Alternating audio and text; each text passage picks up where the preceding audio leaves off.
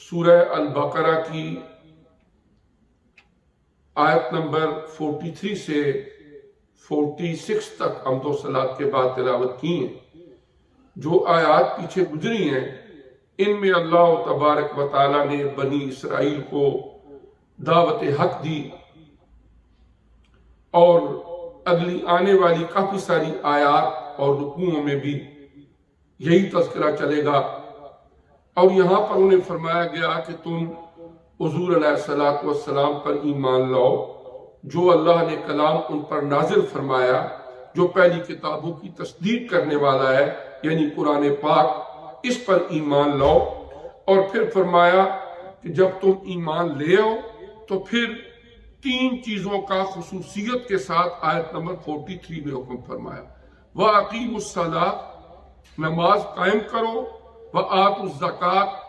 اور زکوٰۃ ادا کرو، وَارْكَعُوا مَعَ الرَّاكِعِينَ، اور رکوع کرنے والوں کے ساتھ رکوع کرو۔ نماز قائم کرنا یعنی اس کے ظاہری اور باطنی جو حقوق ہے نماز کے، ان کو بطریق احسن ادا کرنا، یہ اقامت الصلاۃ ہوتا ہے۔ اور پھر اس کے بعد اللہ نے جو تمہیں مال دیا ہے اس میں سے زکوٰۃ ادا کرو، اور پھر نماز باجماعت کا حکم دیا گیا کہ رکوع کرنے والوں کے ساتھ رکوع کرو۔ علماء مفسرین نے فرمایا کہ رکوع کرنے والوں کے ساتھ رکوع کرنے کا مطلب یہ ہے کہ تم باجماعت نماز کا اہتمام کرو۔ اور پھر اس کے بعد آیت نمبر 44 میں ارشاد فرمایا گیا بنی اسرائیل کو مخاطب کر کے کہ أَتَأْمُرُونَ النَّاسَ بِالْبِرِّ وَتَنْسَوْنَ أَنفُسَكُمْ وَأَنْتُمْ تَتْلُونَ الْكِتَابَ أَفَلَا تَعْقِلُونَ۔ فرمایا گیا کہ کیا تم لوگوں کو نیکی کی تلقین کرتے ہو، نیکی کا حکم دیتے ہو، وَتَنْسَوْنَ أَنفُسَكُمْ، اور اپنے آپ کو بھلا دیتے ہو، یعنی خود اس پر عمل نہیں کرتے، وَأَنْتُمْ تَتْلُونَ الْكِتَابَ، حالانکہ تم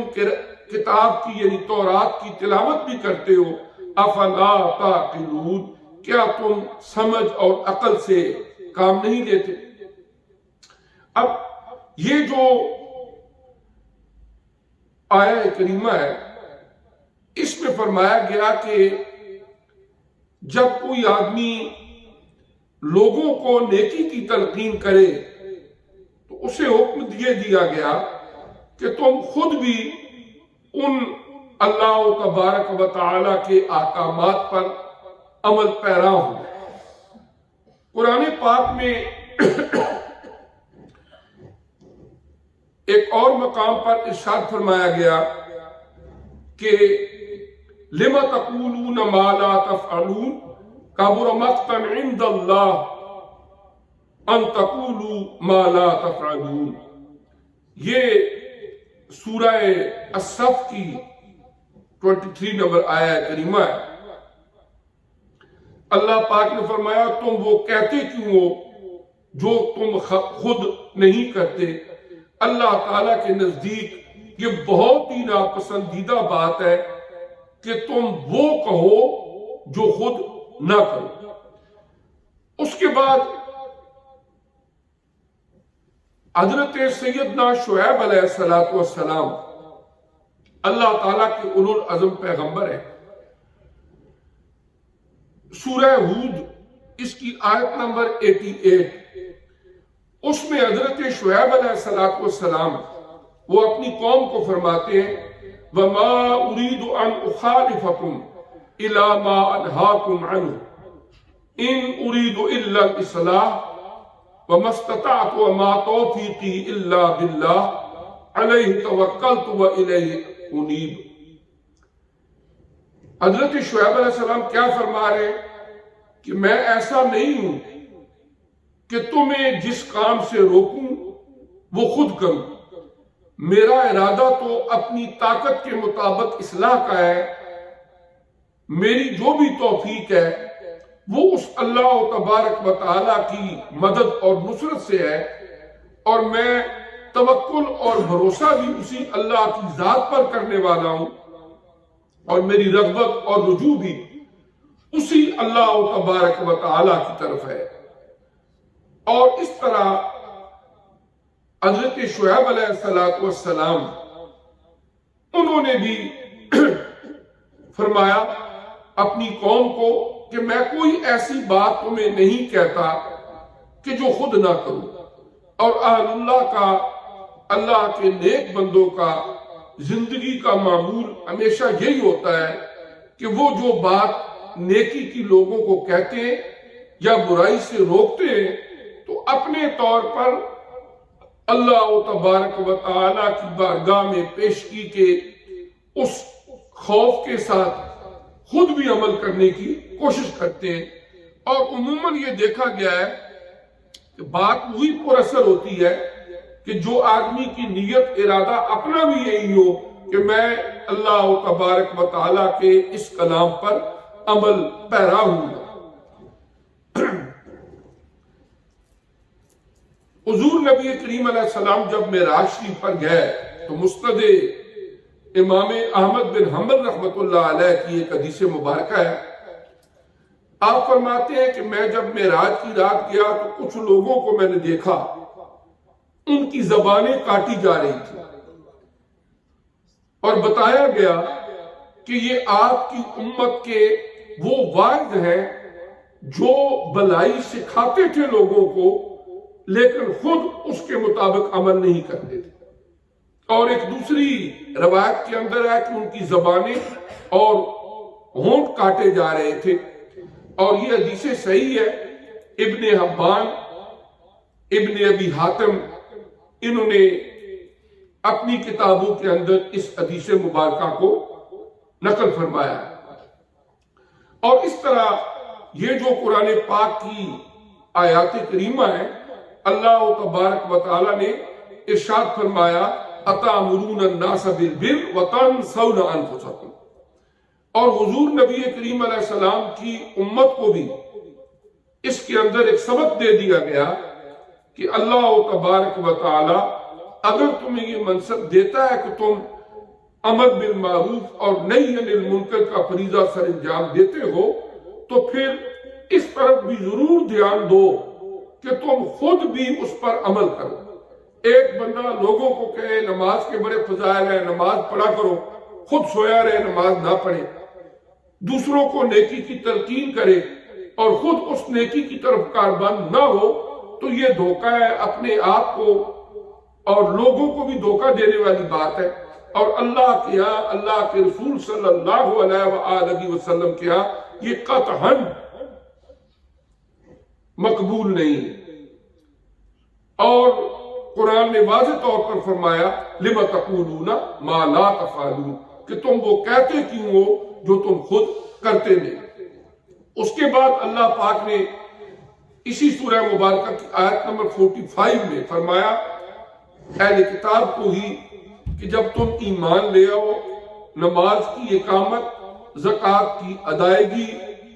باجماعت نماز، اس کا اہتمام کرو، پھر وَاسْتَعِینُوا بِالصَّبْرِ وَالصَّلَاةِ، صبر کے ذریعے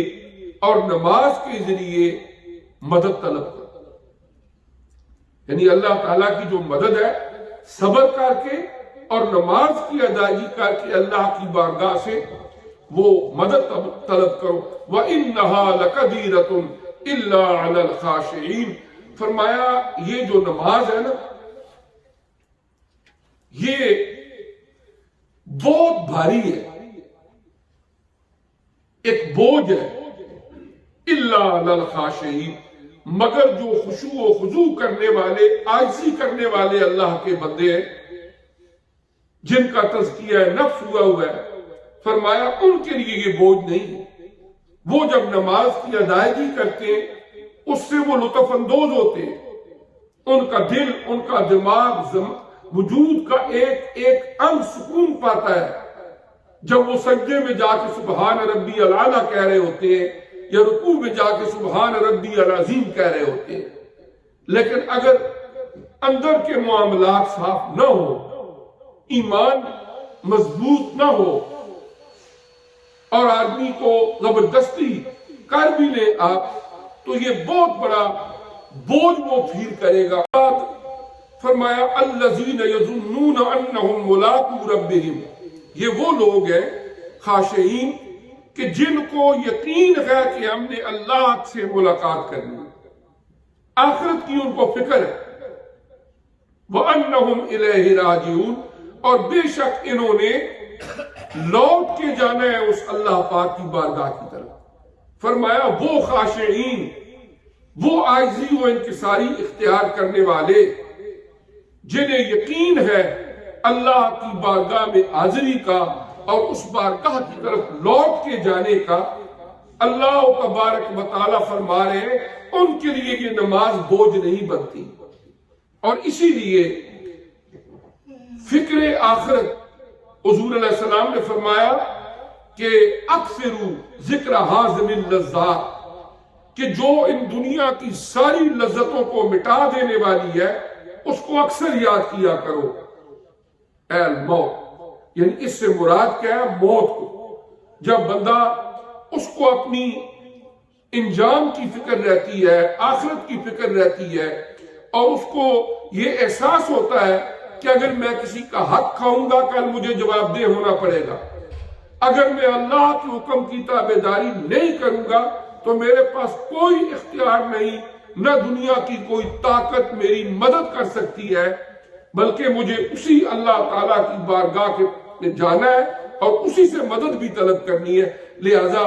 میں اس کی تابعداری، اطاعت کروں، آقا انعامدار صلی اللہ علیہ وسلم کی اطاعت اور اتباع کروں۔ تو جن لوگوں کا یہ نظریہ اور سوچ ہوتی ہے، اللہ کا قرآن فرما رہا ہے ان کے لیے یہ نماز باری نہیں ہوتی۔ لیکن جنہیں آخرت کی فکر ہی کوئی نہیں، حرام حلال کی تمیز کوئی نہیں، نیکی بدی کا فرق کوئی نہیں، اور وہ صرف اس دنیا کی زندگی کی لذتوں کے اندر گم ہوئے ہیں، وہ تلاش رزق میں رازق کو ہی بھول بیٹھے ہیں، تو ان کا معاملہ جو ہے وہ یہ ہے کہ فرمایا ان کے لیے نماز بڑا بوجھ ہوتا ہے، بڑی بھاری ہوتی ہے ان کے لیے۔